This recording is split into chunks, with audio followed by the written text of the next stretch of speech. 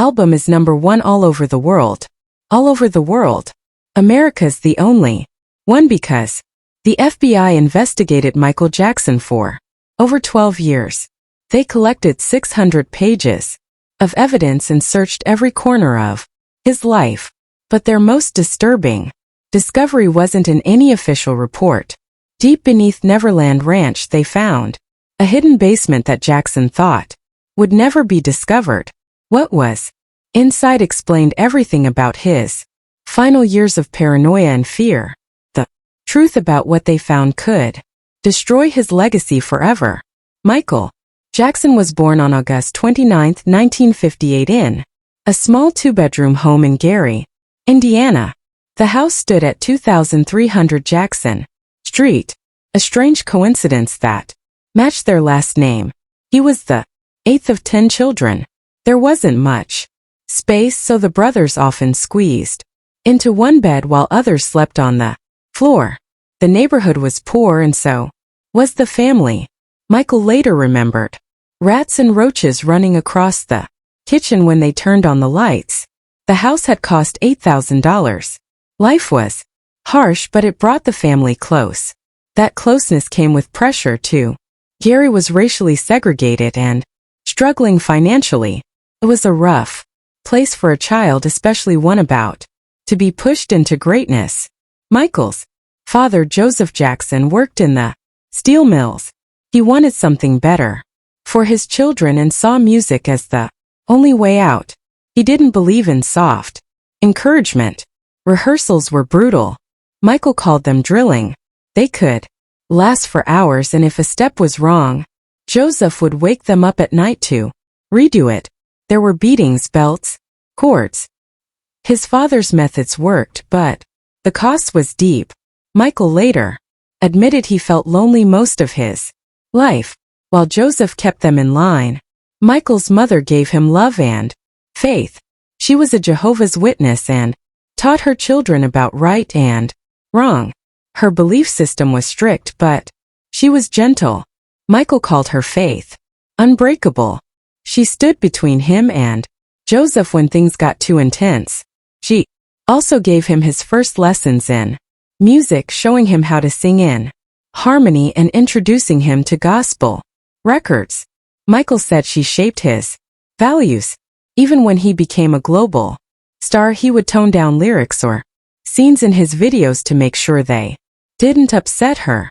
She was the anchor that helped him survive. By age 6, Michael wasn't just performing. He was backstage at major shows, standing in the wings while stars like James Brown and Jackie Wilson lit up the stage.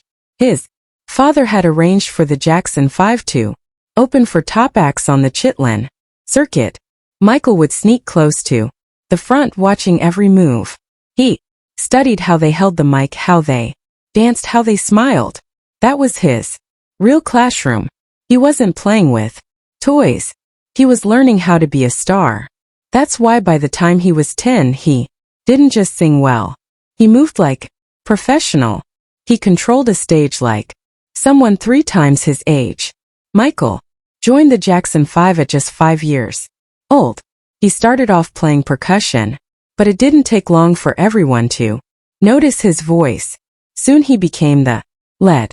By 1968, Madone had signed them, and founder Berry Gordy took a special interest in Michael. He polished the group's image, but he knew Michael was the real star. Smokey Robinson once said Michael had a voice with emotion. That didn't seem possible for a child. He sang like he had lived 100 lives. That kind of depth stunned older musicians and producers, but it also meant Michael missed out on being a normal kid. Their first major hit, I Want You Back, came out in October 1969. It was an instant success. Within 1 week, it outsold any Beatles single ever released. The song hit #1 on the Billboard Hot 100 by the end of January 1970. It sold over 2 million copies in just a few months. Record plants had to work nonstop to keep up. The Jackson 5 success was more than just numbers. It helped bring black music into homes that had never embraced it before. Some radio stations even said they started mixing playlists more because of the Jackson 5. It was a breakthrough moment when they appeared on shows like The Ed Sullivan Show and American Bandstand. It was more than just a performance. It was a shift in culture. White families across America saw 5 well-dressed, talented black boys on their TV screens and fell in love with them. That had never really happened before. By 1971, Michael alone was getting over 10,000 fan letters a week, more than Elvis ever did at his peak. The Jackson 5 even had their own cartoon. They were everywhere. And Michael was at the center of it all. People started calling Michael a miniature James Brown. He didn't just dance like him.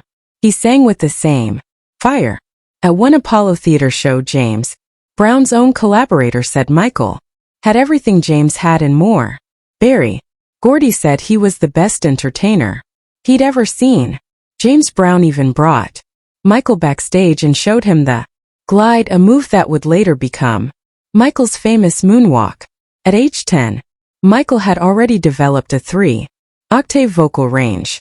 That's something even grown stars struggled to do. By the time Michael Jackson turned 21, he was already changing the world. On August 10, 1979, he released Off the Wall, solo album that didn't just sound different, it felt like something entirely new.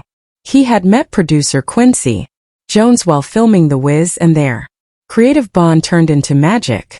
The album mixed pop, soul, and disco in a way nobody had done before, and the world listened. Over 19 million people bought that album. He became the first solo artist to land 4 songs from one album in the top 10. But not everyone celebrated. Behind-the-scenes cracks started to form within his family. The Jacksons had spent years performing together. But as Michael began to stand out, the group began to fall apart. Jermaine felt pushed aside. Even Tito and Marlon noticed the tension. Randy called it painful and inevitable. The media made things worse, always singling out Michael as the true star. When the group tried to revive their magic with Triumph in 1980, Michael was barely interested. His heart was somewhere else. He was dreaming bigger, and that dream would leave his brothers behind. Despite the wild success of Off the Wall, Michael didn't feel like the industry gave him the respect he had earned. He sold millions of albums, broke chart records, and still when the Grammy Awards came around in 1980, he only took home 1 trophy, not even a nomination for Album of the Year. That hurt. He wrote about it later, saying he cried because he had worked so hard. That pain pushed him into a new phase. He became obsessed with the idea of doing better, of going bigger. That's when he started building Thriller. He studied how hit records were made. He wanted to be involved in every detail. He changed his appearance and his style. And in the studio, he became a perfectionist. When Thriller came out on November 30th, 1982, it broke all the records. Over time, it sold more than 67 million copies around the world. In the U.S. alone, it sold 34 million, making it the best-selling album by a solo artist in American history. 7 songs from Thriller hit the top 10. No one had done that before. Billie Jean and Beat It both reached number 1. The album's global success earned it a place in the Guinness Book of World Records as the best-selling album ever. After Michael died in 2009, 4 million more copies sold that same year, and it hasn't stopped selling since 2022. Another 740,000 vinyl copies have been bought.